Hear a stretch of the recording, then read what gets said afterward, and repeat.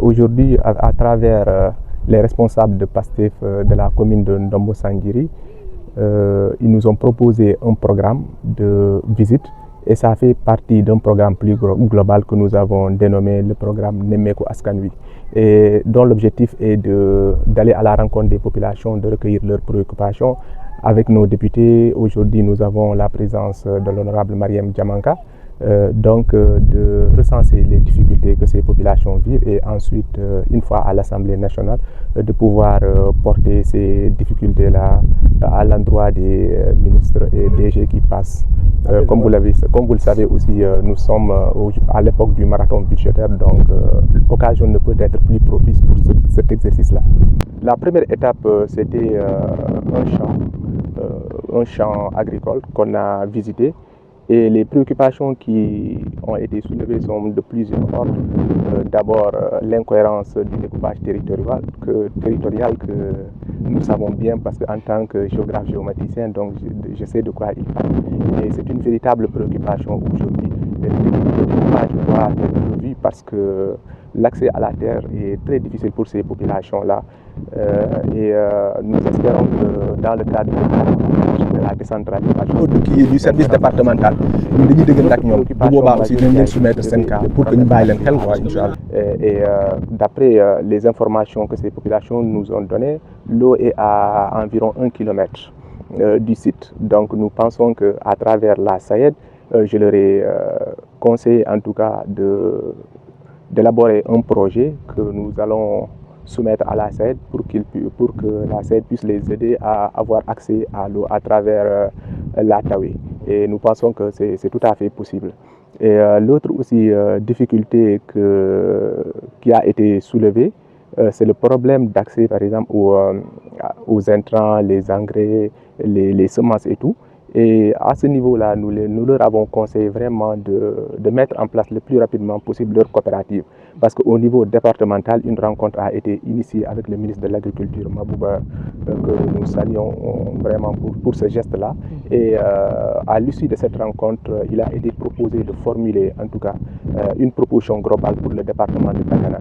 Et après cette rencontre-là aussi, nous avons été voir les femmes transformatrices. Nous avons été au niveau de leur site et nous avons vu que vraiment il y a de l'équipement, il y a du bon matériel qui a été donné à ces femmes-là, mais malheureusement le travail tarde à démarrer. Ces femmes ont des problèmes de financement.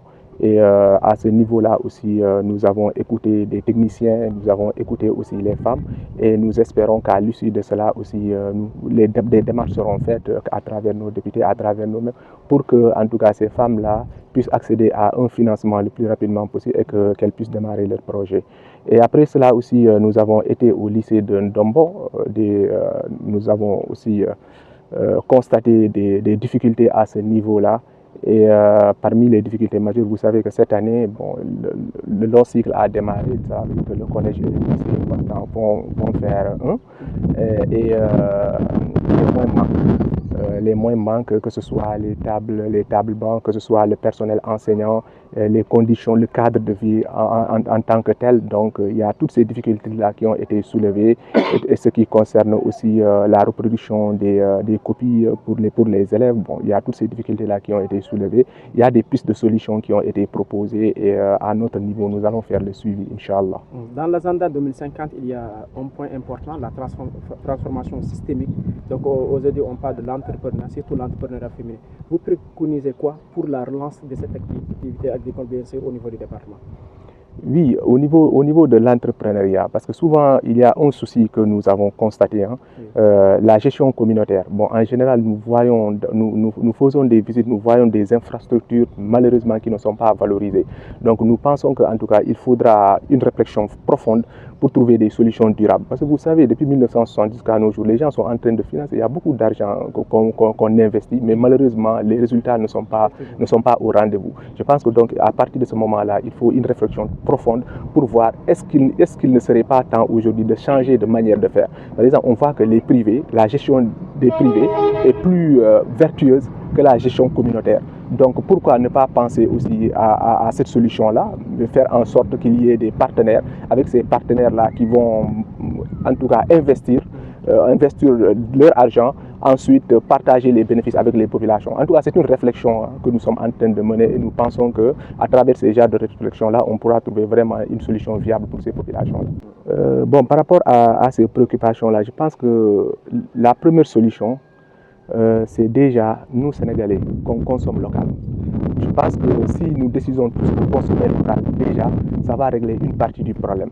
Et l'autre chose, moi, je l'ai dit, hein, j'ai interpellé même la directrice comment on appelle ça encore, le commissariat à la sécurité alimentaire. Je l'ai interpellée, mais bon, elle n'a pas encore donné de réponse, mais j'espère qu'elle va nous recevoir avec l'honorable député, parce que nous pensons que l'État donne beaucoup de denrées à la population, mais au lieu d'acheter du riz importé lors des gamous, des magal et autres, et distribuer ça à la population, nous on pense que déjà le riz du Walo, ça peut faire l'affaire. Et l'autre jour aussi, quand on a discuté avec Madame le ministre de la Justice, elle nous a dit qu'elle aussi, à ce niveau-là, elle est en train de voir comment faire pour que les prisons et tout puissent acheter du riz local. Et vous savez, dans comment on appelle ça, en fait, ce qui concerne les marchés publics, il y a une partie, si je ne me trompe pas, c'est 5% qui doit obligatoirement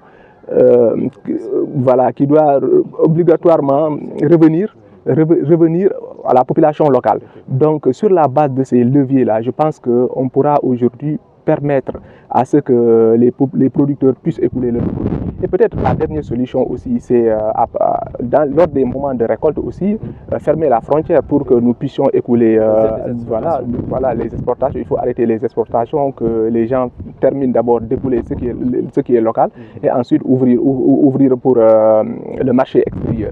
Mais aussi inviter aussi nos parents producteurs aussi à proposer des prix vraiment qui sont à la portée des populations, des prix raisonnables aussi, parce que comme nous l'avons dit, donc c'est ça aussi.